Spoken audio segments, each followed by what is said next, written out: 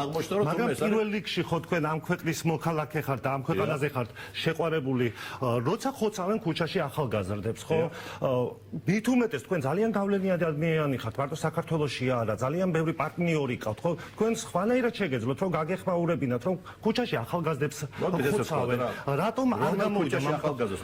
გურგულიანი რობაქიძე. მოდით გიპასუხებთ რა, თქვენ იცით რომ 2000 წელს მე ერთ-ერთი თანადამფუძნებელი ვიყავი ახალი მოძრაობის და ამ ახალ მოძრაობის, ესე ვთქვათ, ბაზაზე შეიქმნა მერე ახალი მემარჯვენეები და ყველა ის მეგობარი, რომელიც იმ დროს პოლიტიკაში იყო და არა მარტო არა თუ ახმოვანებდა ამას, არამედ წინა ხაზზე იდგა ამ ბრძოლის. შესაბამისად, მეც ვიდექი ამ ხაზზე, მაგრამ არ ვიდექი ტელევიზორთან. მოდი ესე ვთქვათ, თქვენ თუ მთხოვდეთ ტელევიზიაში რა. არა, ეხლა ხო ხართ ტელევიზორში. ეხლა იმიტომ რომ მე თქვენი ოჯახის ფულზე და ანაბარზე აღარ მაქვს პასუხისმგებლობა. თქვენ ეს უნდა როცა ქვეყნის 40% დაუმთავრებ, როცა ქვეყნის 40% ანაბრების და დეპოზიტების გაბარი და პასუხისმგებელი ხარ, ან უნდა იყოს პოლიტიკაში, ან უნდა იყოს ბიზნესში და მოვარო იმას.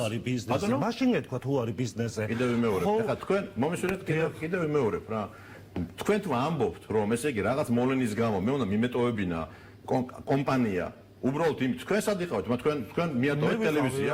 ტელევიზია მიატოვეთ. 2004 წელს ყველა უნდა აიბარგოს, თქვენ ამბობთ, ყველა უნდა აიბარგოს, რაღაცა რო ხდება ქვეყანაში, ყველა უნდა აიბარგოს და მიატოვოს თავის საქმე და პროტესტი გავლენა აქვს. საყვედურია ჩემს მიმართ. რიგით მოქალაქე არ ხართ. მე კითხვას გისვამ, შეიძლება აბსოლუტურად მართალი ხარ და თქვენ გულწრფელობაში მე ეჭვი არ შეგაქვს. მე უბრალოდ კითხვას ვსვამ, რაც საზოგადოებაში არის და მე ვანდებული ვარ, რომ მოვიტანო ეს კითხვა თქვენთან. და მე პასუხობთ ამ კითხვას რა, რომ მე როგორ დავაფიქსირე პროტესტი. ეს ჩემი მოქალაქეობრივი ვალია. მე ვის მივეცი ხმა არჩევნებზე, ეს ჩემი გადაწყვეტილებაა. სად ვიდექი, მაგრამ კიდევ ვიმეორებ, ძალიან დიდი განსხვავება. თუ თქვენ ამ განსხვავებას ვერ ხედავთ, რომ თურმე ამხელა ინვესტიციები, რომელიც ამ ქვეყანაში უამრავ სამუშაო ადგილს ქმნიდა და მე ესე ვთქვათ, სახალხოდ გამოსულიყავი და წავს მაგას მეკითხებით თქვენ, რატო არ წახვედი პოლიტიკაში? არა, იმიტომ რომ თქვენ ამბობთ, თქვენ ახლა როგორ პარალელს აკეთებთ? მაშინ რატო არ წახვედი? იმაში რა ქვია პოლიტიკაში, ეხლა რო წახვედი. მით უმეტეს რომ გავიწროვებთ ხოის ხელისუფლებას. მე პირდაპირ გეტყვით რა. გავიარე პრაქტიკულად ყველაფერი, აი მართლა რომ ნათქვამი რო არის, რომ აი წისქვილის ხო არ დატრიალებულა, ყველა ის უბედურება გავიარე 90 წლიდან დღემდე. და მთელი პასუხისმგებლობით ვლაპარაკობ, რა მსგავსი შემოტევა. რაც ბიძინა ივანიშვილის ქართულმა ოცნებამ განახორციელა ჩვენზე, არა მარტო პირადად ჩემზე, ჩვენ ჯგუფზე, ჩვენ კომპანიებზე, საერთაშორისო მასშტაბით ჩვენ არ გქონია არასდროს.